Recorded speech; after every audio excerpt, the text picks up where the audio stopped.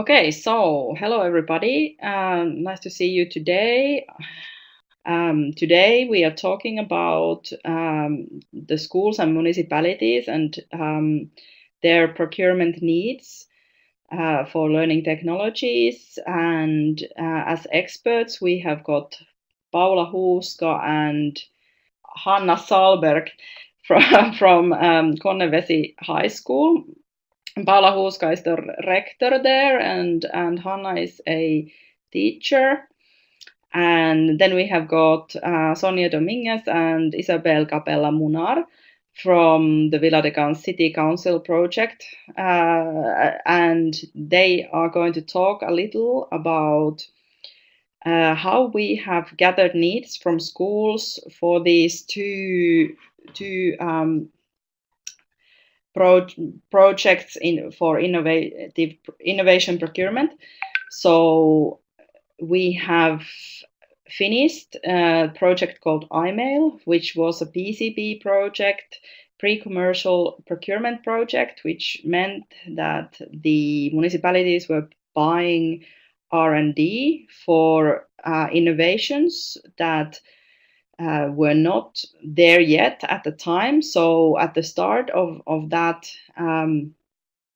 process, of course, we went to the schools and asked them what are their major needs. And Sonia and Isabel are particularly discussing that issue. And then in the iMail project on year 3, we were revisiting the needs in the schools while we were doing the testing of the two selected systems that had gone through the whole call for tender process of 3 levels. So hopefully you enjoy the experts of these 4 lovely ladies.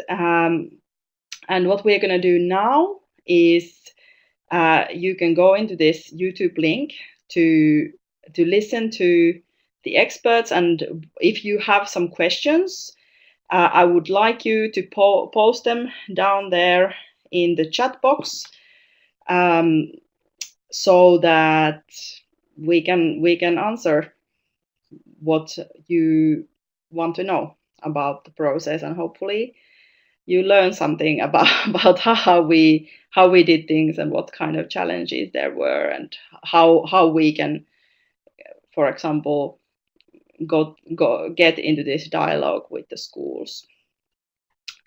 Okay, so I'm going to leave you now to listen up and listen myself at the same time, and feel free to post questions anytime.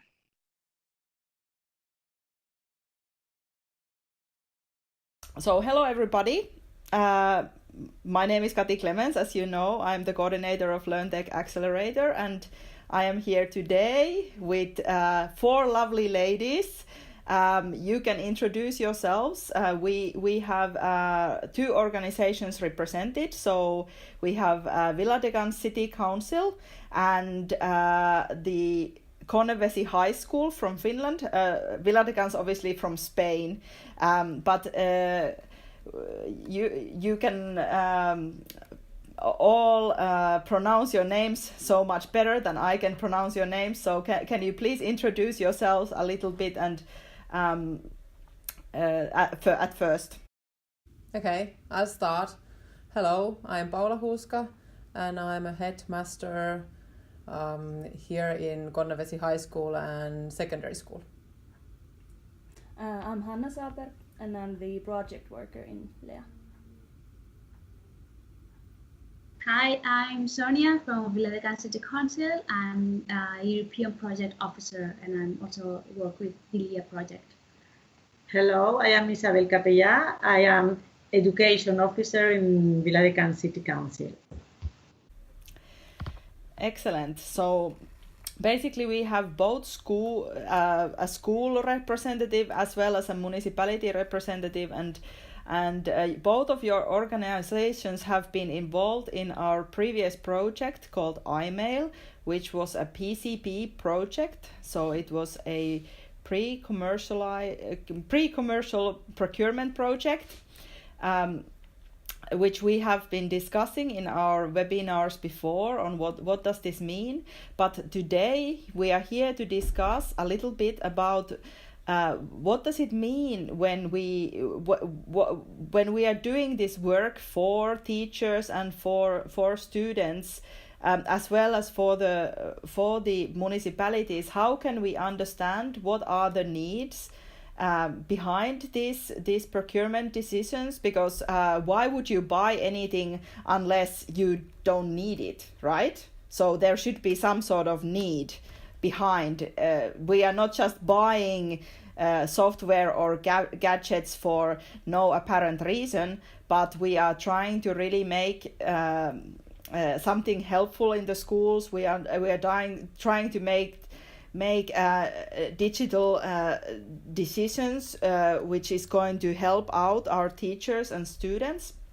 So we have done activities during both iMail and our LEA project, and I would like you to recall back to 2014 and 2015 when we were first identifying the needs in the schools for iMail project, and could you discuss a little on what kind of activities did we do in the schools? And this is a question specifically for Villa-de-Cans, because Paula and Hanna are new to this project, and even though this activity has taken place also in Konnevesi, you were not part at this point. So can Sonia and Isabel explain a little what did you do with the schools, and what kind of activities were there? Okay, so in order to identify the needs at this first stage of the iMail project, the procurers, the cities and regional governments who took part of the iMail project were supposed to follow a scheme defined at project level. So we first organized a meeting with teachers. We also invited some experts as regard of personal learning environments, because with the iMail project we were supposed to develop a new generation personal learning environment. So this first workshop, we tried to define with all the teachers what a personal learning environment is. So it was to make like a joint definition of personal learning environment. Then also in Villa-de-Cans, we made two workshops. One workshop for teachers and one workshop for students.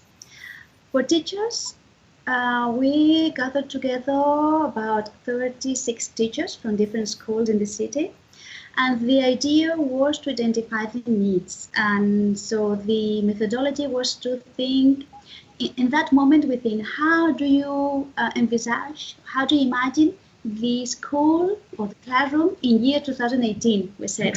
And it seemed to be very far away. That year 2018, in the far future. Yeah, now that I was revising the workshop's content, it was it was funny. But the idea was to say, well, in the future, but not that far away future. So something it was about to come. So we followed a kind of methodology to identify how to imagine the school in year 2018, and then which are the barriers, which are what do we need. So it was a kind of a joint reflection. And then we also carry out a workshop addressed for students. So we did two, one in primary school, another one in secondary school, also in order to identify the needs of students, also how they emphasized the school in year 2018, and again, in order to get the ideas. And we also carry out a series of surveys for teachers, not only in Valletta, but also, not only in the peculiar cities or regions, but also at European level, in order to get the ideas of different professionals in the field. And what do you think was the response from the schools back then? Were they able to imagine what the future could be like, or was it difficult for them? I think, as Isabel, I think it was very useful, but not in order really to detect needs. More of the point of view to sensibilize,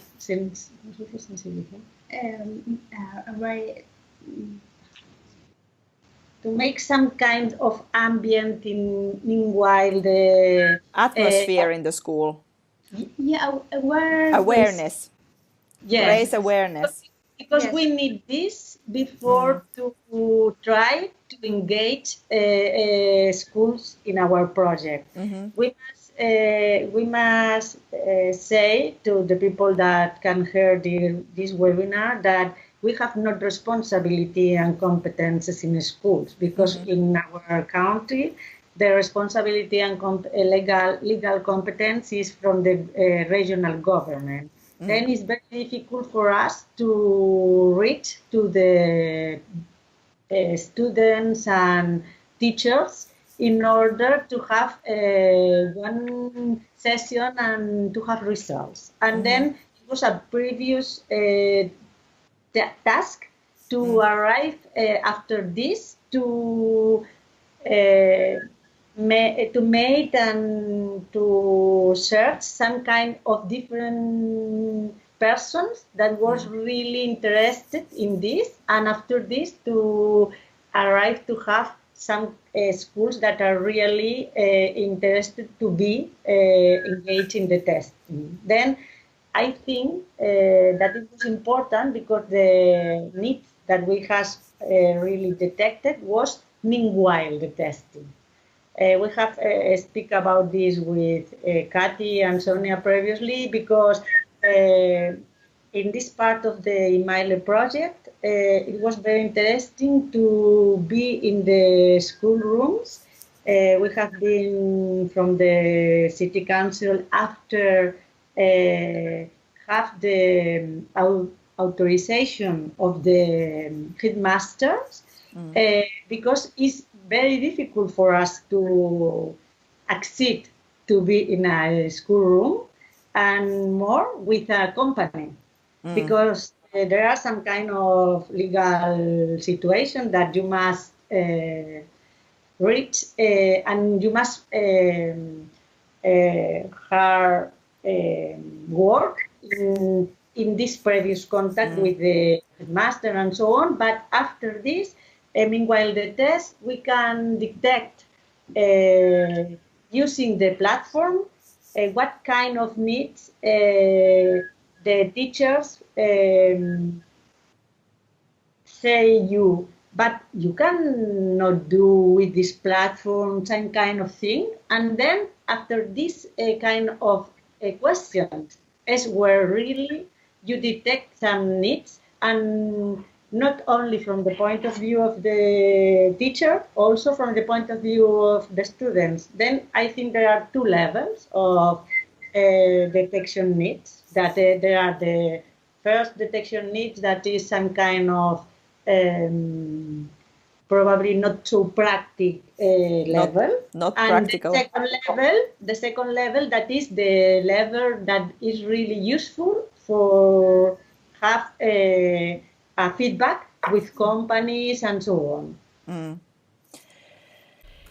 Yeah, so basically what happened in the iMail project was that initially there was a set of needs, and then the companies were trying their best to develop their platforms towards those needs and how they understood from what had been communicated to them about the needs rising from the schools.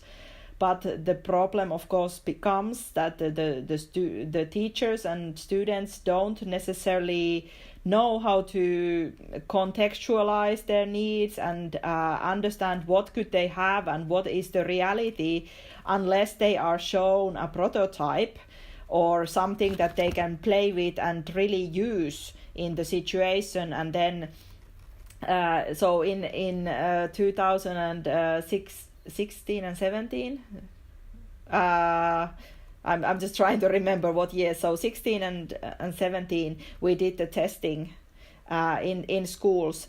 So that was about 1 year ago. So it was 3 years from the initial stage. We came to the situation where there were innovation developed, and there was 2 solutions tested inside somehow the same schools. Some schools was the same and some schools were different from the initial point of view. And then there was I guess some of the needs were the same and some of them were more precise, and the teachers were able to express their needs better because they could now test what the actual prototypes look like, and they could say that, okay, I don't like this, or I would like to do that with this software, and so on. Is this more or less what you were trying to get? Yes, okay. So Konnevesi has come into or has been in this project for a long time, but Paula and Hanna, you have only come at the stage of LEA now, and in LEA we are also revising the needs now from email to go into another PPI call. And you have now done some sort of engagement with the teachers inside your school regarding the needs. Have you expressed or have you detected similar problems of getting into the needs, or how has it been going inside your school? Can you explain a little about your experiences?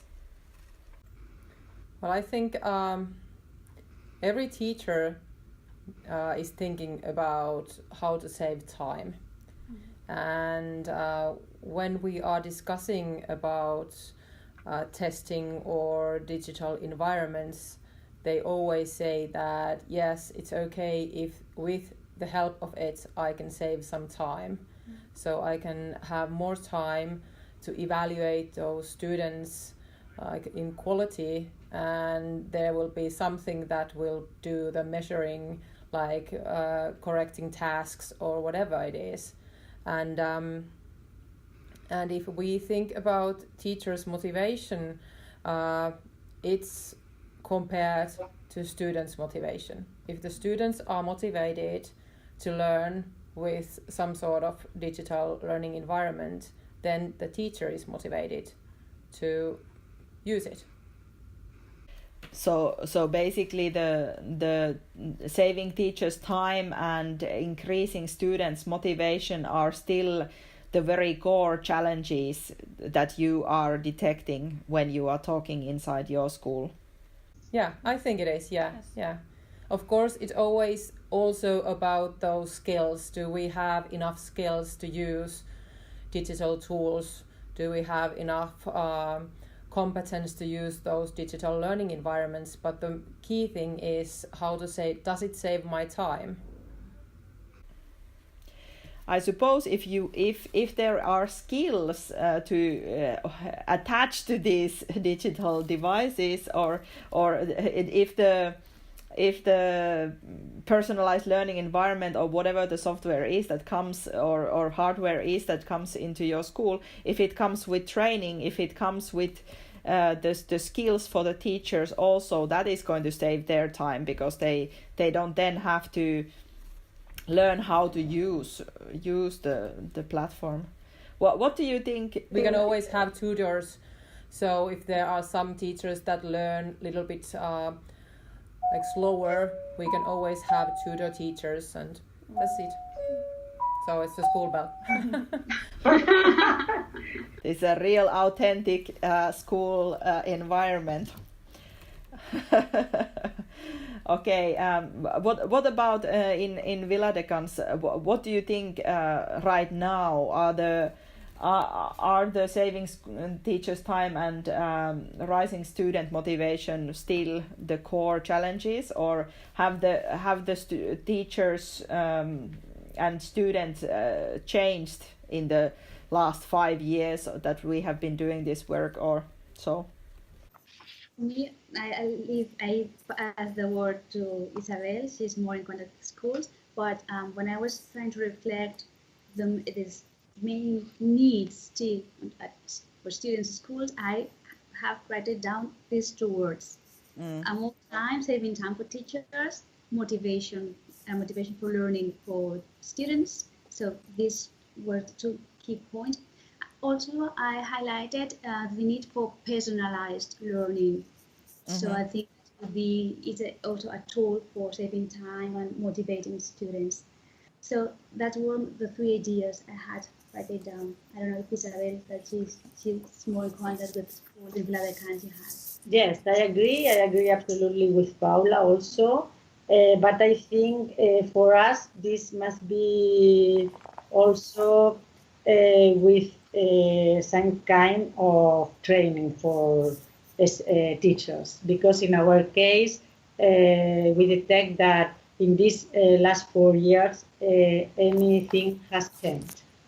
A lot of teachers don't want to know nothing about platforms because they think that they have not the skills.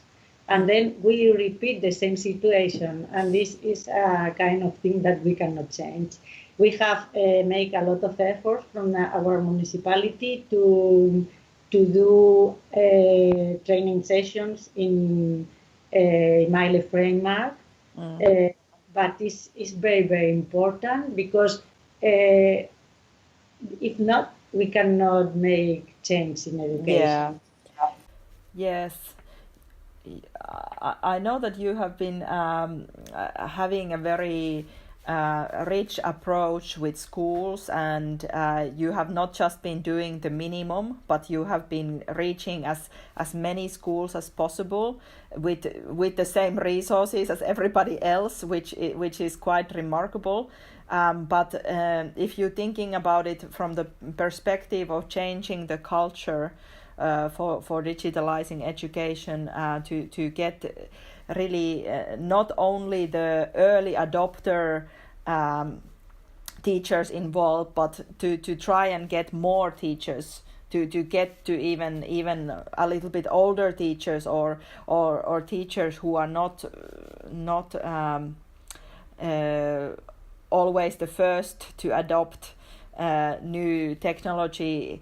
You have been very successful in that, in reaching more. What is your secret?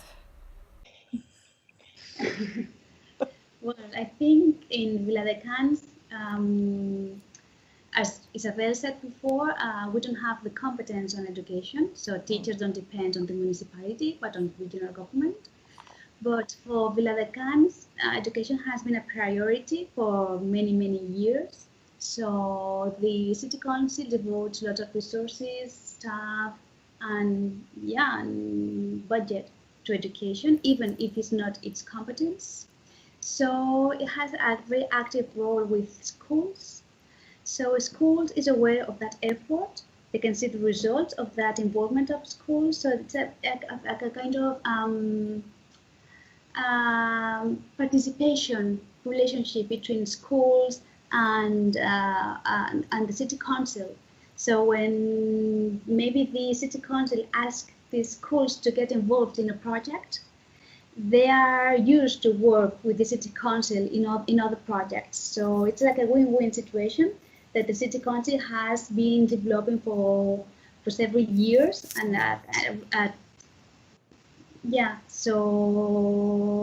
and I think that because they were also interested in the project, so that's why they decided to engage in the project. But I think that kind of relationship that has been developed throughout the years.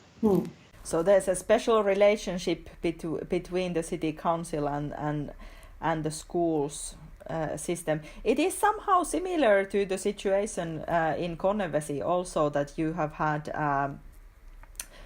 Now I don't know what her title is with Mari in English. Head of education. Yeah, head of education. But she is from the municipality of Konnevesi. I don't know if it's a city council there, or municipality or so. But how do you see like the relationship between the municipality and schools in Finland? And from the perspective of these procurement issues? Well, I think because Konnevesi is so small, only under 3,000 inhabitants, the city council is very next to school, and of course schools are one of the biggest money users in municipality. Of course, when we go to the bigger cities, there are more people, and the connection between the city council and the schools is not always that easy. But we have only few people working with the educational department, so it's quite easy to evaluate and to talk about what's important. And for example, here in Konnevesi, they used 13 million euros to build the new school building 2 years ago, so it's a big input from the municipality. Yeah. And I think it tells us about the values. So they value education. They wanted to have this new high technology school building. So it tells us about the values in a municipality. So I think that this is very important, and it can be very beneficial if there is a close connection, or at least if there is a kind of personal connection between, even if with one person from each so from the school as well as from the municipality, then that could be a lot of help for the procurement. I would still like to ask you one more question, which is that how do you see the difference between the needs rising from the municipality and in comparison to the needs rising from the schools? And if we are talking about on the level of innovation that is wanted, is there a difference? Or are they the same? Or is there so what do you think about this? In our case, without competences, it's difficult to answer this question, because we can propose a lot of things. Even in our case, we can speak about our CIE, that is a kind of net that is innovation and education net between a lot of different persons engaged in education field. And then we can detect probably some kind of needs, but our needs not always are the same needs that probably has different teachers in different schools. Then I don't know if we can apport some kind of thing in this question. In our point of view, I think the needs can be the same in municipality as in schools. But the thing that makes it harder is the money, or the lack of the money. So, of course, we want to stay in a high role. So we want to go ahead all the time with learning and digital learning, and then it always comes back with the money. So the idea is to find different kind of ways to fund these new digital learning environments, or different kind of tools to use. Yeah, the question why I had this question in mind was that in the IMail challenge brief, which is basically the Bible of PCP project, where you define what the suppliers are supposed to do. there was challenges like saving teachers' time and increasing students' STEM motivation, but then there was also how can we decrease the number of school dropouts, for example, and how could we get some interest towards the STEM careers, which were more, let's say, that there was a kind of difference on the level of who I think that the challenges are for, or I think that the municipality is interested in, for example, how to decrease the school dropouts. Of course, the schools are also interested in that, but it is maybe not on the kind of level of their everyday life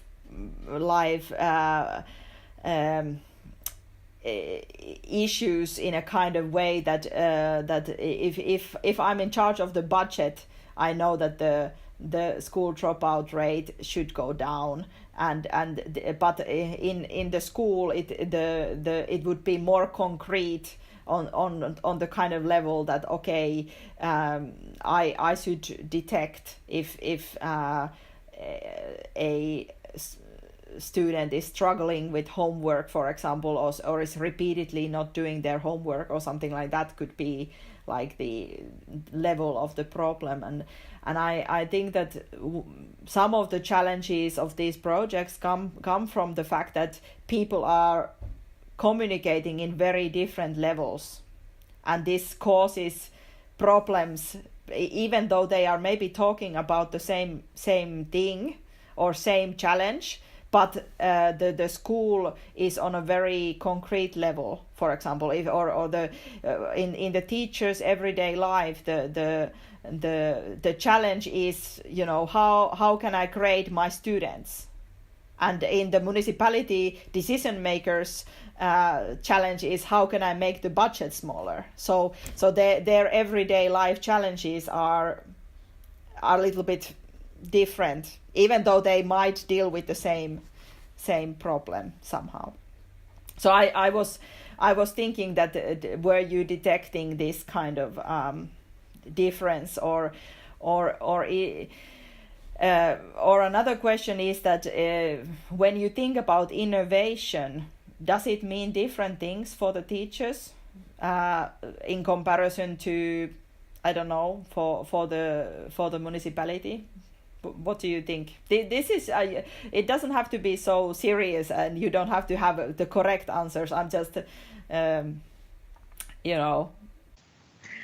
I think probably as far as challenges, we agree after all email project between different suppliers that really there are two challenges that we cannot reach. Yeah.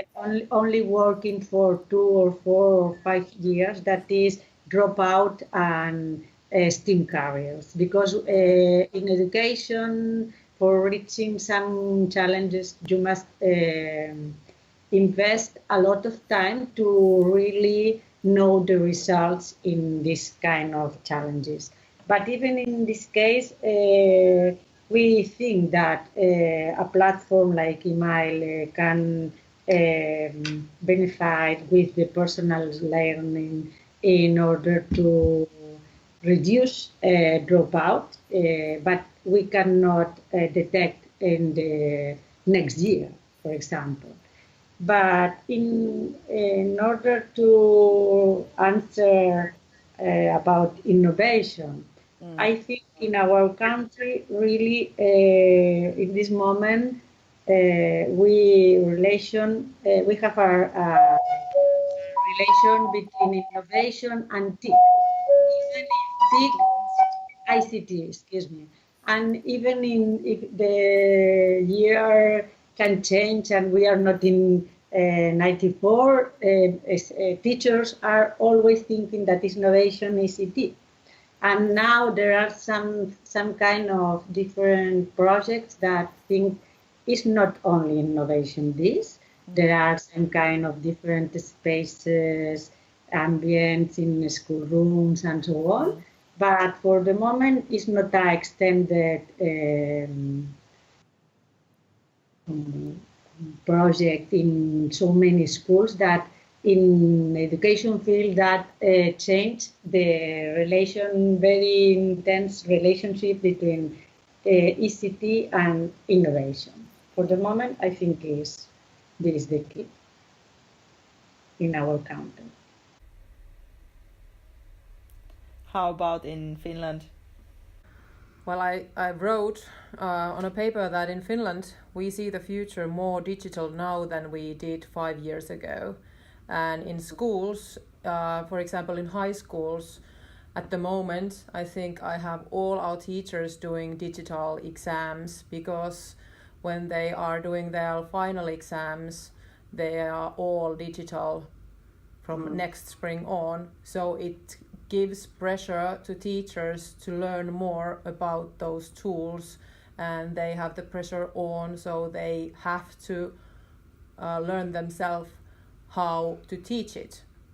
And now we have a group of teachers working together here.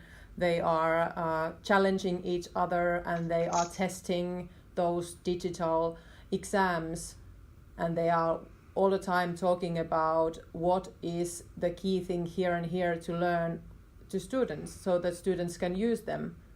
And when they are in their final exams, everything will go smoothly. Yes, I think that it is an interesting point of view that in Finland that there has been this kind of top-down approach of now deciding that all the high school final exams are going to be only done via the computer. And this is a big approach, and it is clearly woken up a lot of teachers who have thought that, okay, I'm just going to not do anything and I'm going to retire before I have to do with this ICT business and so on. So sometimes the top-down approach does help, but it is nice that there is also this kind of peer-to-peer teaching going on inside the schools, helping the teachers to increase the skills together, because otherwise I think that it's not so easy to learn unless you have somebody who you can ask in a kind of environment that you find friendly for yourself. So, and it's always easier to lead the group when the needs come from the group inside. Yeah, absolutely. Come and say that, okay, we need more training for this. So it's always easier to say that, okay, go and find the training. If I tell them to go to the training, they will say that, okay, I have a hairdresser today, I cannot do it. Yeah, yes, that's a good point. Well, firstly, I think we are running out of time. We should have been a lot smaller amount of time, but there is so many interesting things to hear from you guys. I thank you for coming for this even a short glimpse of what is happening in the schools in Spain and in Finland. Thank you for your insights, and hopefully we can call again and have another webinar maybe next year with this group. So and let's see where we are at that point, how we have changed the needs and so on. But thank you very much. So this webinar is going to now come out next week on Wednesday at 10:30 Central European Time.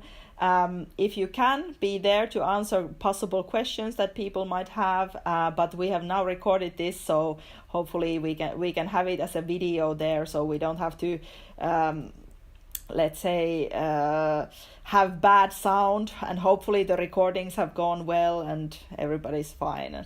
But so thank you very much. I'll talk to you another time,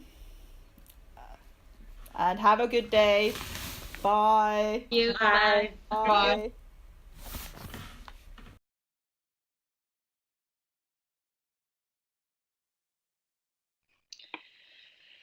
Okay, guys, did you have time to look at the video now? Any thoughts? Any comments?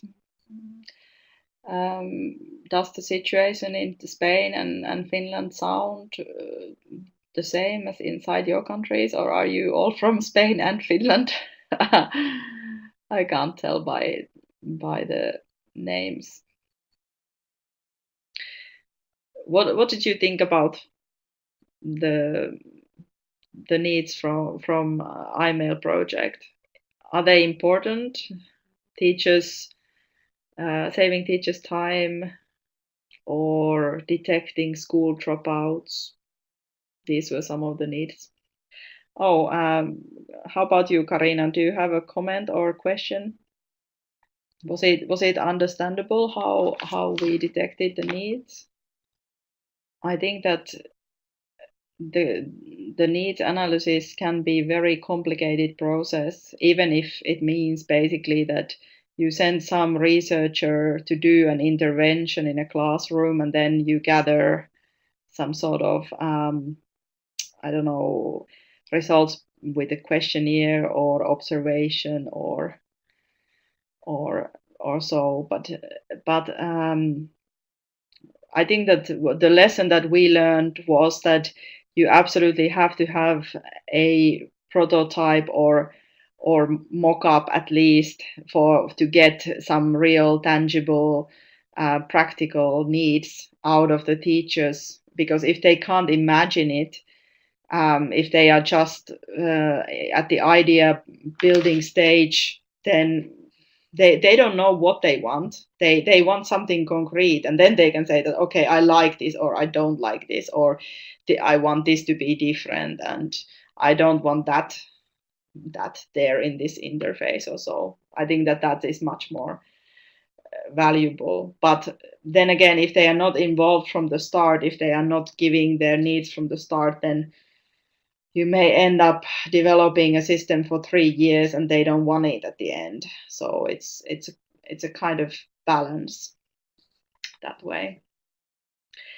But I'm glad you enjoyed it. I hope the others enjoyed as well. I know some of you came in so late that maybe you are still watching, and it is okay. I'm going to hang out in here until 12:30 when I have to go. But in case you still have some questions, you can post them there.